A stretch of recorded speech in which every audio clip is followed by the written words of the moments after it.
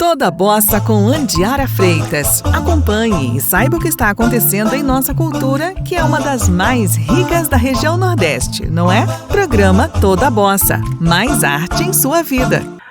Olá pessoal, mais um programa Toda Bossa aqui para quem está nos ouvindo pela Web Rádio em Torno do Parque. Meu nome é Andiara Freitas. Esse programa é exibido toda sexta-feira às 20 horas na Web Rádio em Torno do Parque e também na TV Metropolitana no sábado ao meio-dia. É um programa sobre arte potiguar, onde eu recebo artistas aqui do Rio Grande do Norte, de várias áreas, bailarinos, atores, cineastas. Hoje eu estou com a escritora, uma colega que eu já acompanho há bastante tempo, aí do Mulheril's, Nízia Floresta. Seja bem-vinda, Regiane Souza. Obrigada, Andiara. Para mim é um prazer, assim, sempre estar falando dessas temáticas, educação, literatura, coletivo, que faz parte da vida da gente, que a gente vai construindo ao longo dos anos. E, Regiane, você gosta de arte já desde o tempo da escola, Você me falou que você fez letras, fez um mestrado, atuou em sala de aula. Eu nem sabia que você era poeta, mulher. Me fala aí, como é que foi isso? Na verdade, quando eu era graduada, quando eu era estudante de letras, a gente já exercitava esse lado poético, porque naquele período lá na UFRN, não era como hoje, com todas essas tecnologias, era bem mais rudimentar. E a gente tinha a folha poética, dos corredores da UFRN, a gente entrava nos processos de CA de letra, movimento estudantil, e era muito efervescente naquele período. A gente fica fazendo um resgate e vê que lá no anfiteatro da UFRN tinha o Festival de Música e Poesia. E o que era importante é que naquele período envolvia todas as áreas de conhecimento, não era só estudante da área de humanas que participava, da área de medicina, de direito. Existia uma integração muito, muito forte daquela geração. Então eu participei dessa geração, fico muito orgulhosa por isso, porque hoje tenho grandes amigos aí da literatura e professores que estão aqui, que impactam na educação e na literatura do Rio Grande do Norte, como João Andrade, João Batista de Moraes e outros.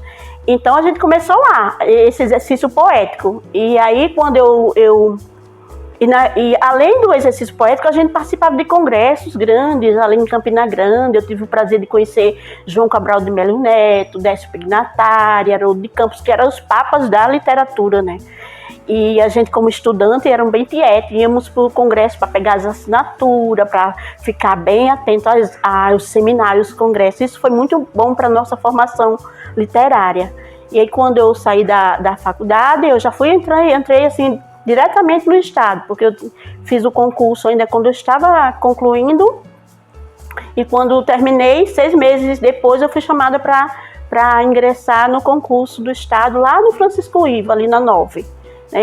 Fiquei lá 1 ano e meio, mais ou menos, dando aula de português e redação, e depois, por questão de mudança de endereço, que eu morava ali em frente ao Ateneu, fui inclusive aluna do Ateneu, eu vim morar aqui em Lagoa Nova, ali na Miguel Castro Romualdo. Bem aqui pertinho. Isso.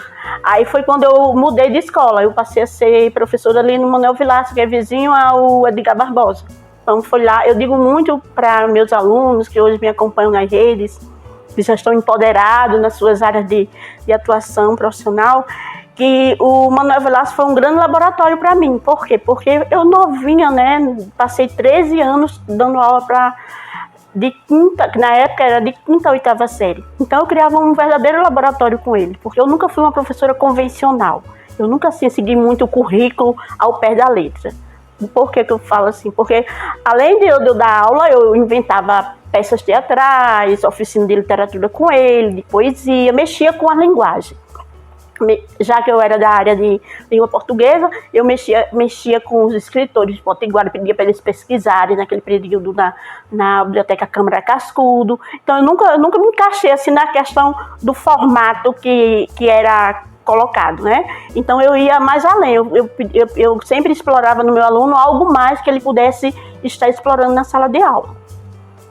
E você sempre quis fazer letras? Tem alguém que é artista na sua família?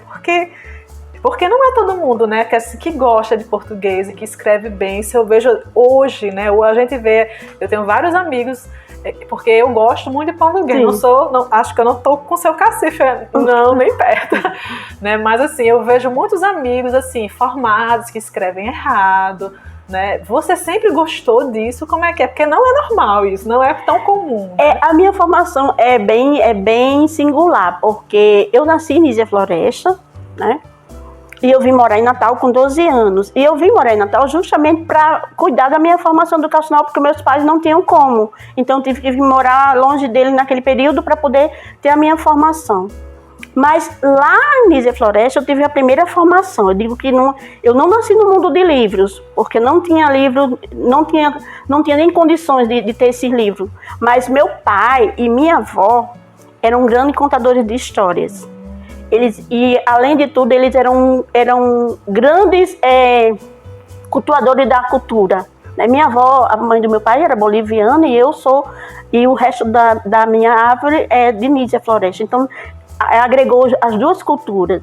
Então, eu na minha primeira infância, a minha formação foi o quê?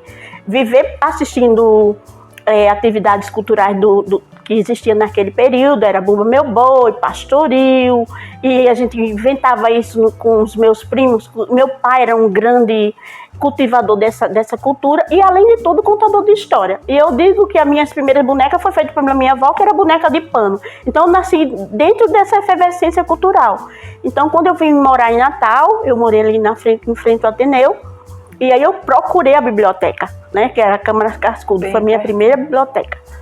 E aí eu fiquei muito impactada, eu digo muito isso, achei engraçado, porque meu pai contava as histórias muito no fio. Ele prolongava as histórias, que eu não sabia que eram histórias que existiam. Eu achava que era da cabeça dele. E aí, porque ele só sabia assinar o nome, né? E aí eu entendia que ele criava muita coisa. E quando eu cheguei na biblioteca, eu fui procurar os livros, né? Aí eu entendi que tinha a Gata Borralheira, que tinha a Cinderela, e eu comecei a ler os livros e fiquei fazendo a conexão com o que meu pai me ensinava. Só que eu achei muito desinteressante. Por quê? Porque as histórias que ele me contava eram muito mais ricas de detalhe, era muito mais intensa. Eram muito melhores, porque ele não terminava naquele ponto, ele criava outros pontos. Que massa! Aí eu comecei a pensar, puxa, ele tem esse repertório. Aí eu, fazendo um estudo do meu mestrado, que foi Luiz Gonzaga, eu tive que investigar a cultura oral, os cordéis. Aí eu percebi que essa cultura é passada de geração para geração. E aqui no Nordeste o elemento português ficou muito forte. E até tem um trabalho interessante no livro que diz que as pessoas portuguesas que ficaram nessa região, eles se fixaram. Não é como lá no Sul, né, que houve uma transição maior. Então, por eles fixar, eles entraram em contato com outras pessoas do lugar, casaram, tiveram filho. Então, essa cultura oral ela foi passando de geração para geração, o que explica, né, essa potencialidade histórica da literatura oral do meu pai, da minha avó, né? Muito bacana. E além do seu pai e da sua avó, você tem irmãos, eles também... porque foi dentro da sua casa, né? Não foi você saiu na rua e viu, era a sua rotina isso. Tem meus tios. Os tios do meu pai eram tudo autodidata. Eles não tinham formação, mas um era um exímio desenhista, tio Messias. Fazia desenho assim, que eu ficava encantada naquela minha imaginação de criança. Ficava doida que ele fizesse aquele desenho no meu caderninho. Ele fazia santo de barro, santo de madeira. Já tinha outro que era especialista em tocar violão, já tinha outro que era o nosso fotógrafo. Eu só tenho uma foto com 9 meses, porque eu devo a esse meu tio, que ele era fotógrafo. Então eu via que os tios da minha avó, por parte de pai, eles tinham um dom artístico nato. E a minha avó materna, que morreu já faz uns 3 anos, com 104 anos, ela fazia renda de birro.